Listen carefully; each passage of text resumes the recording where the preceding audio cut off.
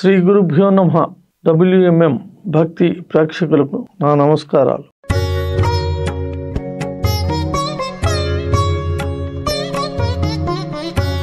ఈరోజు మనం చెప్పుకునేది జ్యోతిష్యం యొక్క పూర్వపరాలు మనం పరిశీలన చేద్దాం. ఎందుకంటే ముందు వాళ్ళని తలుచుకోవాల్సిన అవసరం ఎంతైనా ఉంది. దీన్ని బట్టి మనకి తెలిసేది ఏంటంటే ఈరోజు ఒక్కొక్కరు ఒక్కొక్కలాగా చెప్తున్నారు. వీటికి మనం సంబంధించినట్టే ఈరోజు టూకీకి చెప్తాను.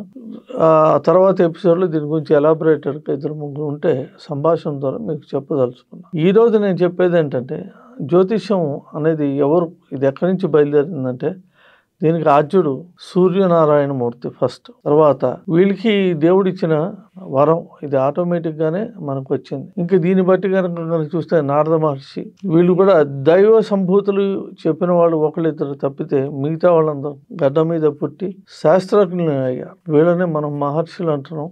ఇదంటారు. వీళ్ళలో ముఖ్యులు ఇప్పుడు నేను చెప్పదలుచుకున్నది ప్రహ్లాదుడు కూడా అవతరించి నెంబర్ 1 ఇప్పుడు ఆయన. అయితే దానికి సంబంధించిన పుస్తకాలు అనేవి చాలా తక్కువ అందుబాటులో ఉన్నాయి. అవి ఎవరికి దొరకటం లేదు. ప్రహ్లాదుడు, గర్గి, సనత్ కుమారుడు, నారద మహర్షి, అట్లాగే మరి మిగతా వాళ్ళు పేర్లు చెప్తాను. కాళిదాసు, భృగుడు, పతంజలి, మిగతా వారు కూడా దీని గురించి విశేషమైనటువంటి ఫలితాలు రాబట్టి గ్రంథస్థం చేయటం జరిగింది. అట్లాగే వీటిలో అతి ముఖ్యుడు లేటెస్ట్ వరాహమిహిరుడు, కాళిదాసు, వీళ్ళు కూడా అటువంటి వాళ్ళే. కనుక ఈ యొక్క జ్యోతిష్యం గురించి రకరకాలుగా ఎందుకు చెప్తున్నారు అంటే ఒకళ్ళు సూర్యమానం గురించి చెప్తున్నారు.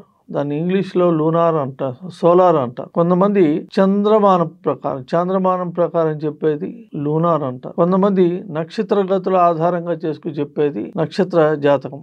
ఇవి కూడా కొద్దిమంది మాత్రమే పరిశీలన చేసి చెప్తున్నారు. సాధారణంగా జాతకంలో గ్రహాల కంటే కూడా నక్షత్రాలు ఇంపార్టెంట్. ఇప్పుడు అశ్విని నక్షత్రం ఉంది, దీనికి అధిపతి కేతువుని చూసి మనం ఫలితాలు రాబడితే 100% వస్తాయి. కొంతమంది జ్యోతిష్యులు ఏమంటారంటే డైరెక్ట్ గా చెప్తే వాళ్ళకున్న ఫలితాలు ఎఫెక్ట్ గట్టిగా ఉంటాయి, ఓర్చుకోకుండా ఏంటంటే ఉల్లిపాయ యొక్క పొరలు ఎట్లా కట్టే ఒకటి తీసుకుంటూ వస్తాము. ఆ గ్రహ దోషాలను కూడా, ఎందుకంటే 9 గ్రహాలు ఉన్నాయి. ఇవి కాకుండా కాలసర్ప దోషం అనేది ఉంది, తర్వాత నాగదోషాలు ఉన్నాయి, పితృదోషాలు ఉన్నాయి, ఈ రకరకాల దోషాలు. ఇది కాకుండా సూర్య దోషం, చంద్ర దోషం, కుజ దోషం, బుధుడు, శుక్రుడు, గురువు, రాహు, కేతు, శనేశ్వరు, ఇవన్నీ కూడా ఉన్నాయి. ఇది కాకుండా మళ్ళీ గ్రహ సంచారం మీద వచ్చే వీటినే గ్రహచారం అంటారు. గ్రహచారం వచ్చేటప్పటికి సూర్యుడు, బుధుడు, శుక్రుడు ఇంచుమించు నెలకు అటు ఇటుగా ఉంటారు. సూర్యుడు అయితే 30 రోజులు ఉంటారు. అట్లాగే చంద్రుడు వచ్చేటప్పటికి ఒక రాశిలో 2.5 రోజులు ఉంటారు. కాకపోతే ఏంటంటే ఒక్కొక్క నక్షత్రం మీద ఒక్కొక్క రోజు ఉంటారు, కొన్ని ముక్కలు అవుతూ ఉంటాయి. కాబట్టి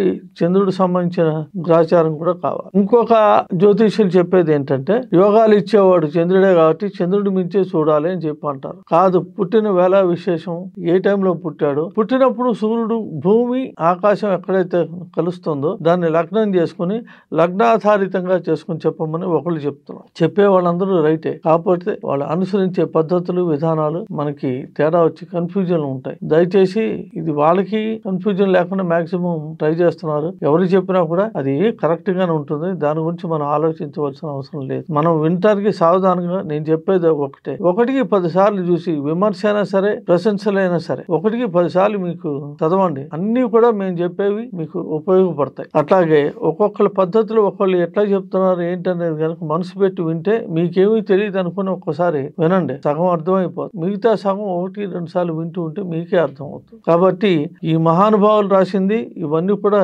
కరెక్టే. కొన్ని ఇంకా చెప్పాల్సి వస్తే ముందు మీకు నేను చెప్తాను.